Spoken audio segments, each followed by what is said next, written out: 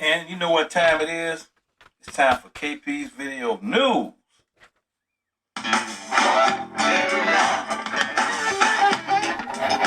KP's Video News, y'all.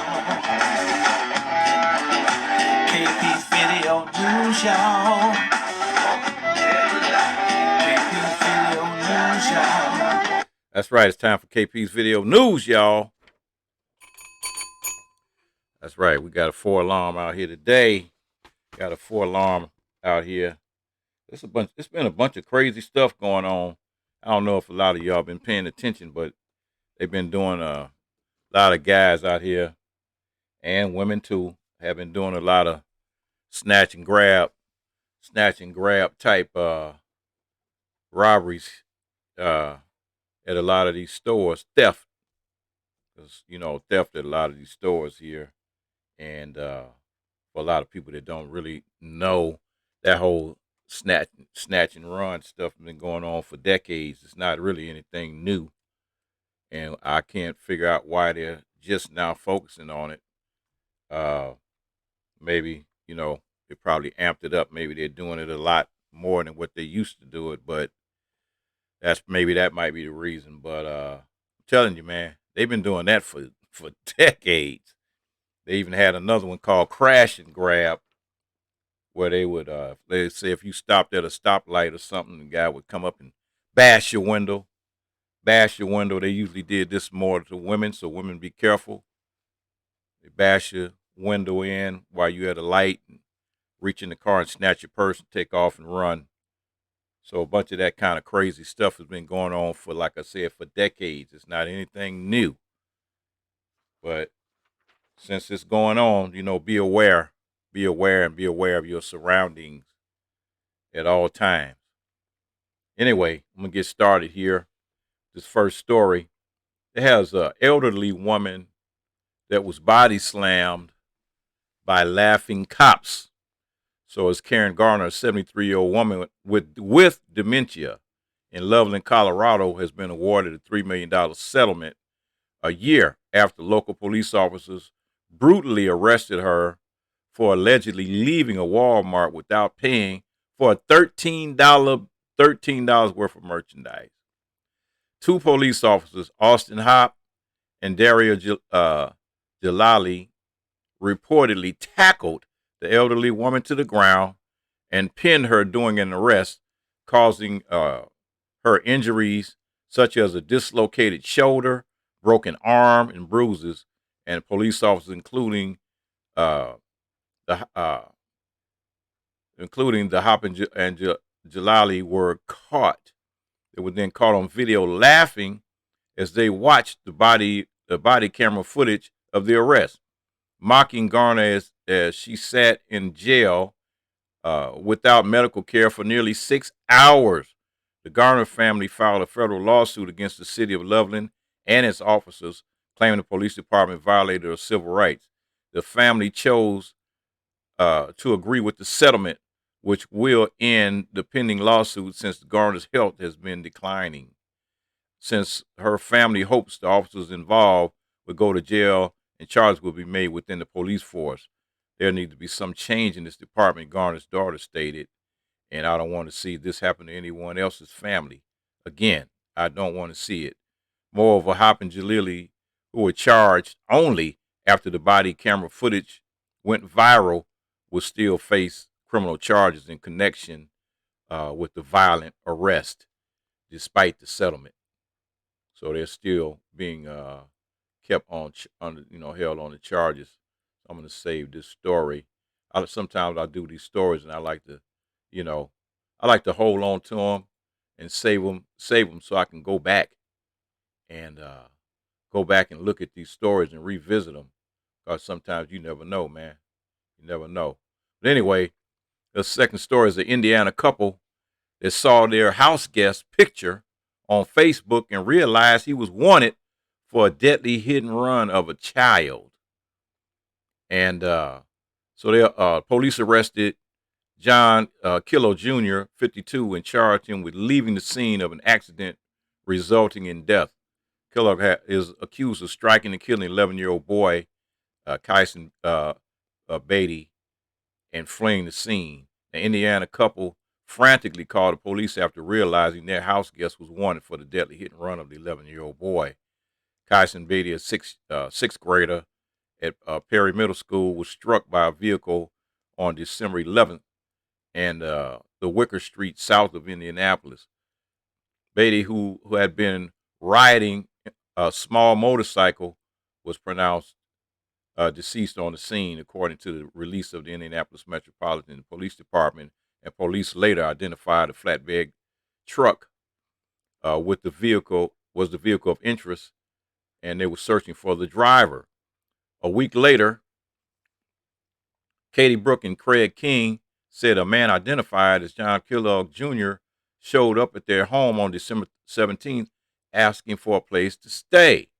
They recognized Kellogg as a friend of a neighbor, and they started talking, and Kellogg wanted to stay in the camper. And King said, well, you could stay for the night. We let him in this morning to warm up, and we fed him, and we let him take a shower. Book said, and he was definitely nervous. That's when Book opened Facebook and saw Kellogg's picture along with the information that he was wanted by police in connection with the previous week's deadly hit and run. So they freaked out and jumped up, Book said, adding that she called the police. I'm like, that guy, that's the guy. And the police arrested Kellogg at Book and King's home in the 3500 block of Orange Street, about 15 miles northwest of where the hit and run occurred on Wicker Street. And jail records show Kellogg was charged with leaving the scene of an accident resulting in death, operating a vehicle as a habitual traffic violator, and possession of methamphetamine. And vigil was held for the 11-year-old child. Wow, that's crazy, man. That is crazy. So, I did not have another story like that. Thought I did. Thought I had another story like that one. But anyway, this next story is disturbing just as well. Yeah, the body cam footage that shows a police officer stonking a black homeless man's head. And so a police officer in Indianapolis, Indiana, is facing felony charges after the body cam footage appears to show him forcefully stomping a homeless black man in the head during an arrest. In the body cam footage released by Indianapolis Metro Police Department, the 39-year-old Jermaine Vaughn can be seen handcuffed while being forced to the ground when Huxley, who was white, used his left foot to stomp on his head in the arrest. And this happened back on September 24th. And for the 43-year-old Huxley, who has worked on the force for 14 years, has since been charged with official misconduct and battery with moderate bodily injury. And the police chief, Randall Taylor, said Huxley had been suspended without pay, and he recommended for him to be fired. He said he's upset and it hurts when any of the officers treat someone that way. And you're going to see here shortly, no excuse for it, Taylor said. And I promised this community, and I promised our officers that I would be transparent, and that in good times and bad times, and this is a bad time. And the police department has also consulted with federal authorities and the U.S. Attorney's Office to investigate the case. Yep. Meanwhile, Huxley maintains his innocence in the case. And so his attorney stated that he's very sorry about any pain that he caused Mr. Vaughn as a result of his actions and the negative scrutiny upon his department and fellow officers. And the incident resulted from his perception of the need to attempt a trained police technique that unfortunately struck Mr. Vaughn in his unintended area of the body, which is something that they never should have did in the first place. Crazy, man. Crazy, I'm telling you. Yep. It's crazy. So these things, man, just go on. Just go on and on and on and on. So we have a black family with a newborn baby. Black family from Philadelphia.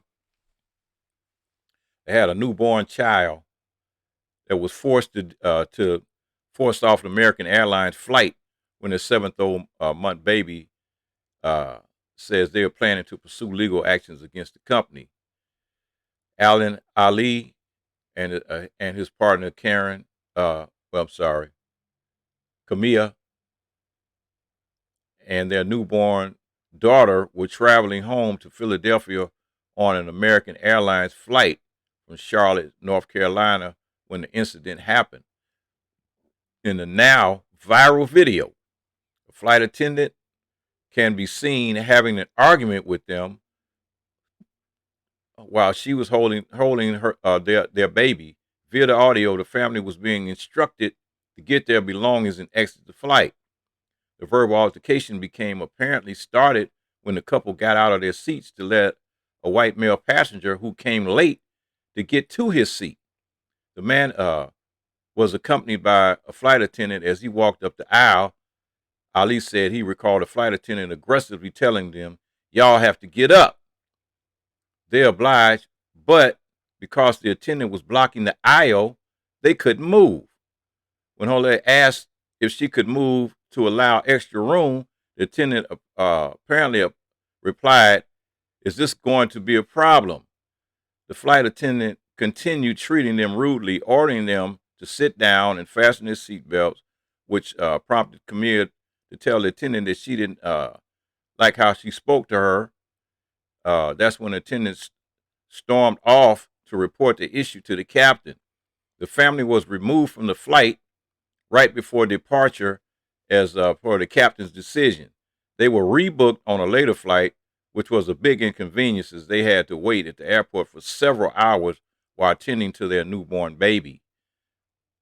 Allen said they will file an official complaint regarding the unfair treatment they experienced. Meanwhile, American Airlines issued a statement saying they are actively looking into the incident.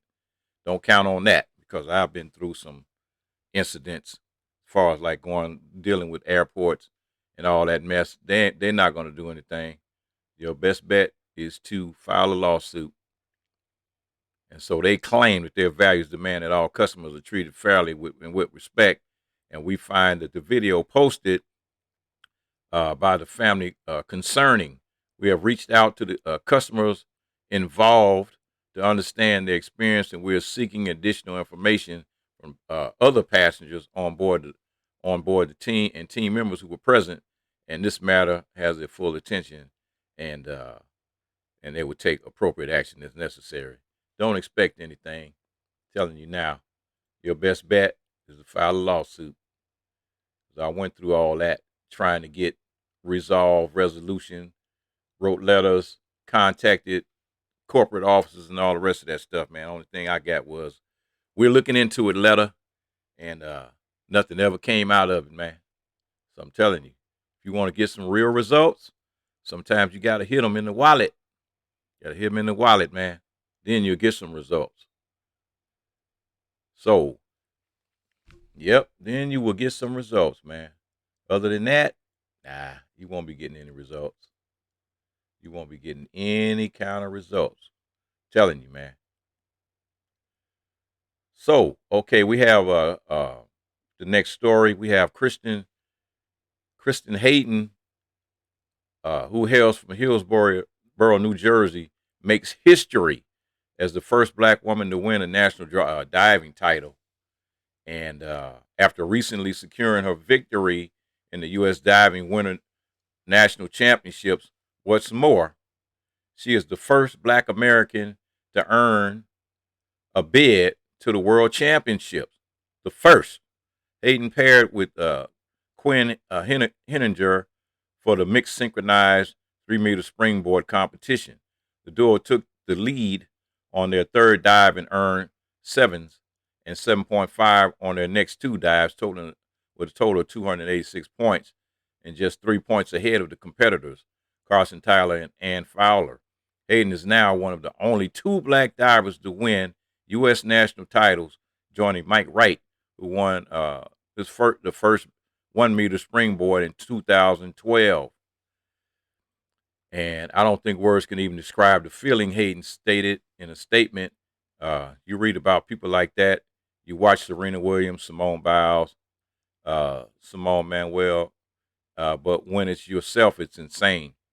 I think the whole diving community is headed in the right direction. I just want to be a good example of what young Black Americans or any minority really for diving in the U.S. And she will go on to team up with Margot O'Meara for the 3 meter synchro competition, and we'll compete in the individual one